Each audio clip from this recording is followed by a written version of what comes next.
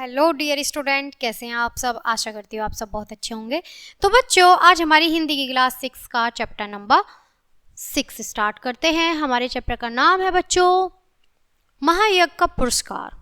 ठीक है, तो बच्चों आइए हम अपनी कहानी शुरू करते हैं। महायज्ञ का पुरस्कार। ठीक है। एक धनी सेठ थे, स्वभाव से अत्यंत विनम्र और उदार। कोई साधु संत उनके द्वार से निराश न लौटता, भरपेट भोजन पाता। उसके भंडार का द्वार सबके लिए खुला था।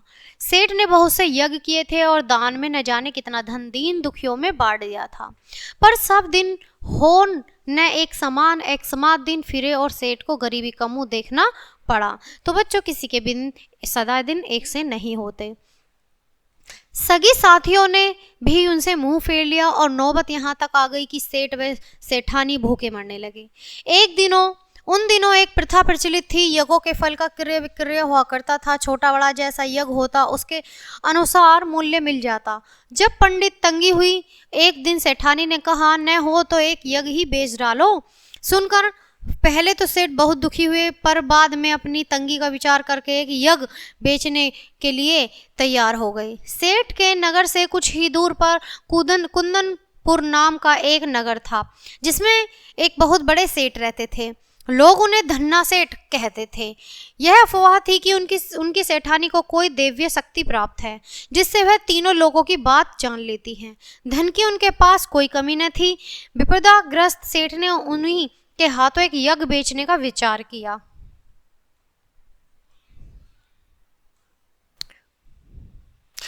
सेठानी जैसे तैसे पड़ोसिन से थोड़ा सा आटा मांग लाई और रास्ते के लिए 4 मोटी मोटी रोटियां बना पोटली में बांधकर सेठ को दे दी। सेठ बड़े तड़के उठे और कुंदनपुर की ओर चल दिए। सेठ ने सोचा कि सूरज निकलने तब तक जितना रास्ता पार कर लूंगा उतना ही अच्छा है।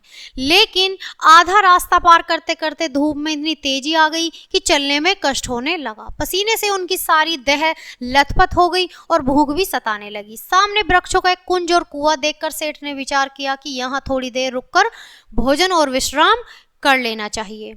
यह सोचकर वे उस कुंज की ओर बढ़े। कुएं से एक लोटा पानी ले एक पेड़ के नीचे आ बैठे और खाने के लिए रोटी निकालकर तोड़ने ही वाले थे कि क्या देखते हैं, निकट ही एक कुत्ता झटपटा रहा था। बेचारे का पेट कमर से लगा था।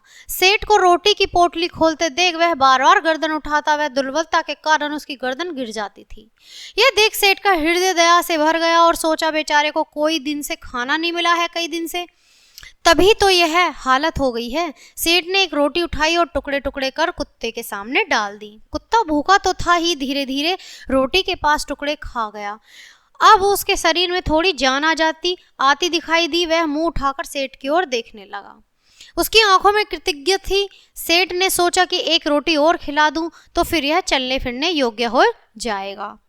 यह सोचकर सेठ ने एक और रोटी टुकड़े टुकड़े करके उसके खिला दी। 2 रोटियां खाने के बाद कुत्ते के शरीर में शक्ति आ गई और वह खिसकता खिसकता सेठ के समीप आ गया। सेठ ने देखा कि अभी भी यह अच्छी तरह चल नहीं पा रहा है। आसपास कोई बस्ती भी नहीं दिखाई दे रही थी।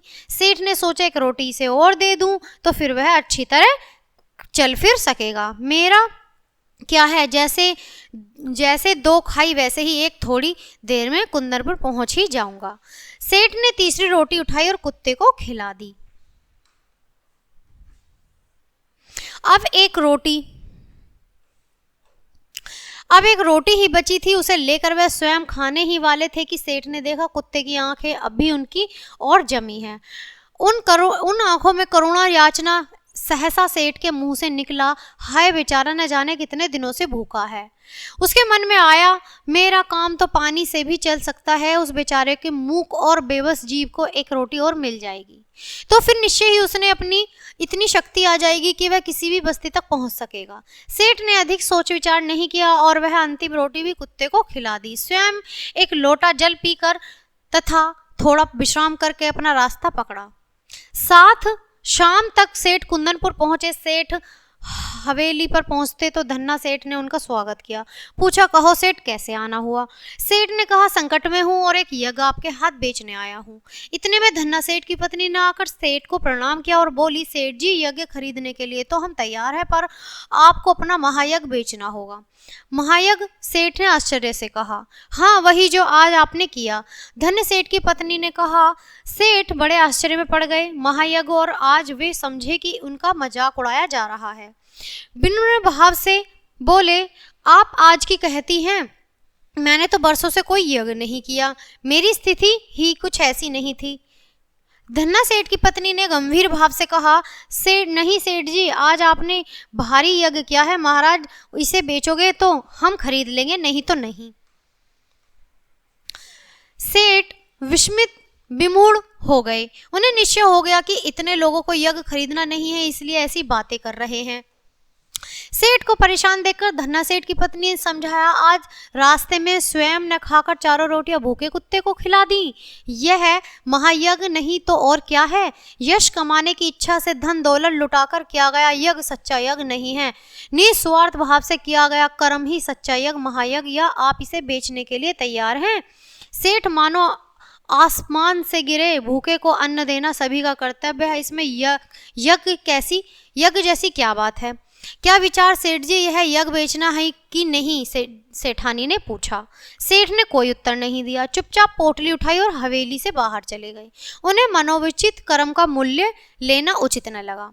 कुंदनपुर की धर्मशाला के चबूतरे पर भूखे पेट जैसे तैसे रात बिताकर वो फटे वहां से चले गए। चलकर अगले दिन शाम को सेठ अपने घर आ पहुंचे। सेठानी बड़ी बड़ी आशाएं लगाकर बैठी थी। सेठ को खाली हाथ वापस आ गया देखकर आकांक्षा से कांप उठी। बोली, क्यों धन्ना सेठ नहीं मिले? सेठ ने पत्नी को सारी कथा सुनाई। सुनकर सेठानी की सारी वेदना जानने का विलीन हो गई। हृदय उल्लासित हो उठा। विपत्ति में भी सेठ ने धर्म नहीं छोड़ा। धन्य है मेरे पति। सेठ के चरणों की रज मस्तक पर लगाते हुए बोली, धीरज रखे, भगवान सब भला करेंगे। संध्या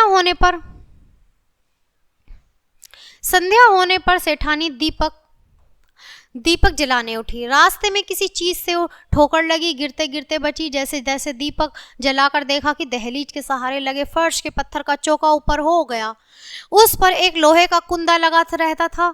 ऊपर उठने के कारण उसे सेठानी को ठोकर लग गई थी। सेठानी ने सेठ को आवाज दी, देखिए फर्श पर एक चौका उखड़ गया है, इसे जमा दीजिए। सेठ ने चौके को ठीक करने जमाने के लिए उसमें लगे कुंदे को उठाया तो नीचे तहखाने की सीढ़ियां दिखाई दी। अरे यह तो तहखाना है, हमें तो इसका पता ही नहीं था, उनके मुंह से निकला। दीपक हाथ में लेकर सेठानी तहखाने में उतरे। आखिरी सीढ़ी उतरते ही प्रकाश से उनकी आंखें चौंधियाने लगी। तहखाने में छोटे छोटे खाने बने थे जिसमें हीरे जवाहरात भरे थे। यह देख दोनों के पांव वही जम गए, उनके मुंह से बोल तक न निकला। कुछ देर बाद सेठानी की चेतना लौटी। बोली, प्राणनाथ, यह महायज्ञ का पुरस्कार है। स्वयं भूखे रहकर एक प्राणी की भूख मिटाई, यह महायज्ञ नहीं तो और क्या है? धन्ना सेठ की पत्नी ठीक ही कहती थी। निस्वार्थ भाव से किया कर्म ही सच्चा यज्ञ है। भगवान ने उसी महायज्ञ का पुरस्कार हमको दे दिया है। सेठ ने मन ही मन भावना को धन्यवाद दिया, भगवान को धन्यवाद दिया और प्रार्थना की, हे भगवान, मेरी कर्तव्य बुद्धि जगाए रखना। स्वयं कष्ट सहकर दूसरों के कष्ट कम कर सकूं, ऐसी बुद्धि और शक्ति मुझे देना। तो बच्चों, कैसी लगी हमारी कहानी? आज हमने इस कहानी से क्या सीखा कि हमें अपना धर्म, अपना कर्तव्य, अपनी इंसानियत कभी नहीं भूलनी चाहिए। ठीक है, हमें लोगों की मदद करनी चाहिए और हमें कभी किसी के साथ कोई गलत काम नहीं करना चाहिए। तो बच्चों, ये पार्ट हमारा यहीं ख़त्म होता है। मिलते हैं आपसे नेक्स्ट पार्ट में, नेक्स्ट वीडियो के साथ। तब तक के लिए बाय बाय प्यारे बच्चों।